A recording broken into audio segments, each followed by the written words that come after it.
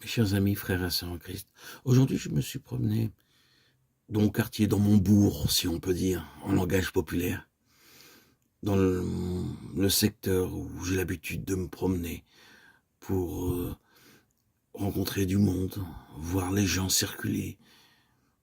Et puis, une réalité s'est fait jour à mes yeux. Les gens sont tous préoccupés d'eux-mêmes, ont tous des regards suspicieux l'un vers l'autre, tous dans l'attente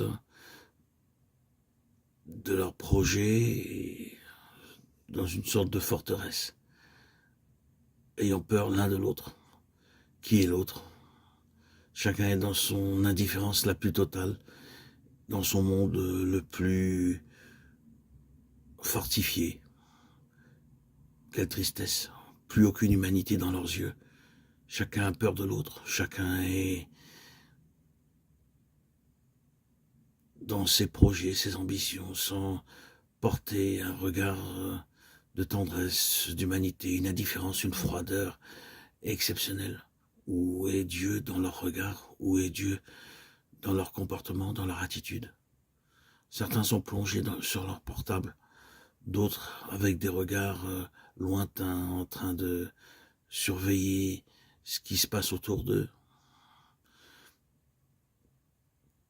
Chacun se surveille, l'un surveille l'autre, où chacun est pris dans son plan, dans son projet, dans sa routine. Où est Dieu dans tout ça? Il n'y a plus les regards d'humanité, des regards de sympathie l'un envers l'autre. Chacun me donne l'impression qu'ils ont peur. Ils ont peur.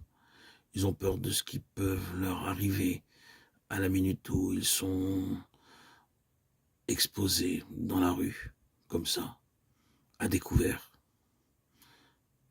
J'ai vu dans leurs yeux, dans leur attitude, la crainte de l'autre, la crainte d'eux-mêmes peut-être, de ce qui va leur arriver, que sais-je. Il leur manque l'essentiel, la joie d'être, tout simplement. La joie de vivre, de voir le monde, de voir les couleurs, de voir la vie, d'être soi-même. La simplicité, l'ordinaire, et plus que tout, bien sûr, Dieu. Où est ce Dieu dans ce que je vois, dans ce qui m'entoure? Où est ce Dieu dans le regard de ces gens, dans leur indifférence, dans leur froideur? Où est ce Dieu dont parle l'Évangile? Où est cet amour? Où est cette humanité? Chacun est dans son petit monde.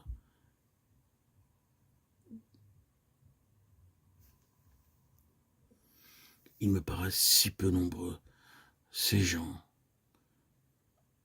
ces hommes et ces femmes qui ont choisi la voie pour reconnaître Dieu, la position nécessaire pour vivre la parole.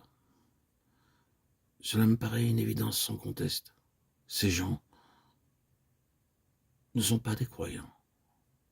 Ils ne me paraissent pas emplis de cette espérance, de cette vie vivifiante que nous offre l'Évangile.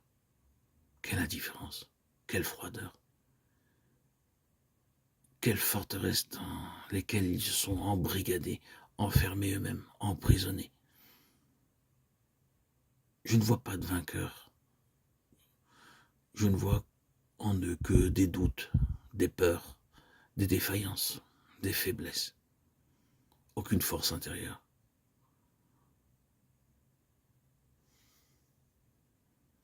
Ils me paraissent si seuls, si tristes, sans la compagnie sereine que peut être pour eux le Christ dans leur vie.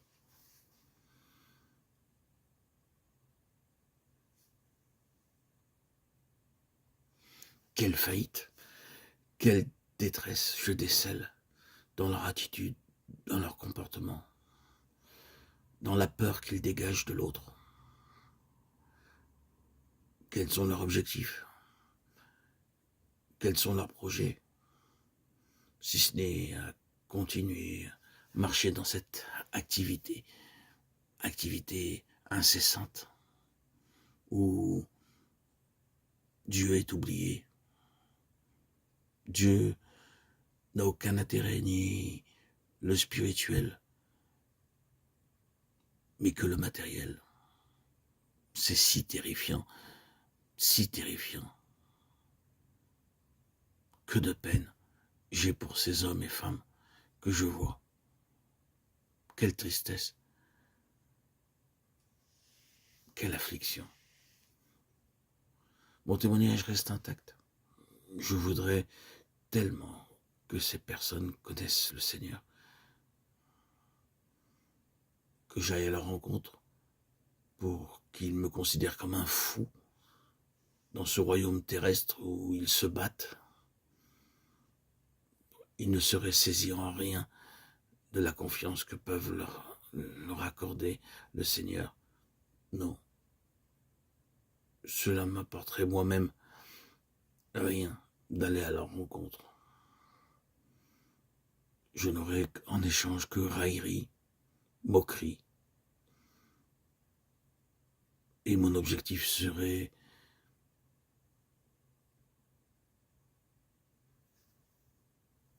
stérile, non fécond. Il ne porterait pas de fruits. On ne peut pas porter la parole à des gens qui sont dans l'indifférence, dans la peur et la crainte.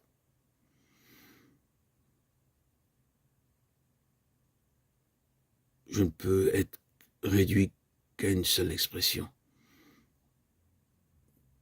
lorsque je les vois. Courage, que Dieu puisse intervenir dans vos vies. Que Dieu puisse vous aider.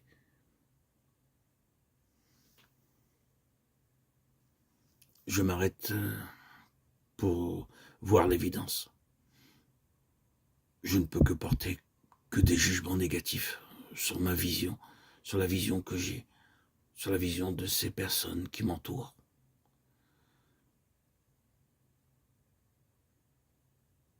Ils ne sont pas habités de la foi.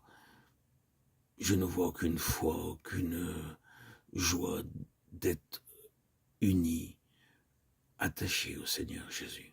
Non, ils ne sont pas participants de la vie divine. En aucun cas je vois en eux de la vie divine, de la vie de Dieu, mais plutôt de la solitude, de la tristesse, de l'affliction et de la désolation. Ils vivent dans un royaume rempli d'activités, où Satan se frotte les mains, où Dieu est absent de leur vie.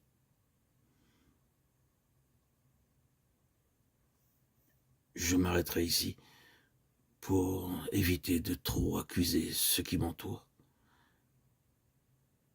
car moi-même, je peux être condamné par mes accusations et mes jugements. Dieu désire